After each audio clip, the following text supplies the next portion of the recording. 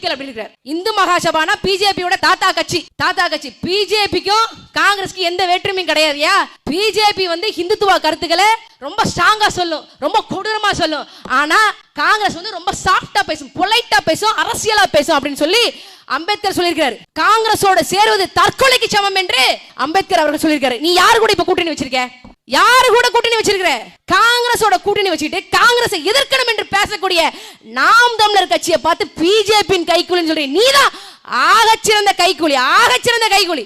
20 விழுக்காடு மக்களுடைய வாக்குகளை கால் நூற்றாண்டாக அவர்களுக்கு எதிராக பயன்படுத்தக்கூடிய இந்த இயக்கம் இந்த மக்களுக்கான இயக்கமா, இல்ல பஞ்சமி நில மீட்பு, பைந்தமிழரின் விடுதலை என்று பேசக்கூடிய நாம் தமிழர் கட்சி இந்த மக்களுக்கான விடுதலை பேசுகிறதா என்று மக்களாகிய நீங்கள் தீர்மானிங்க.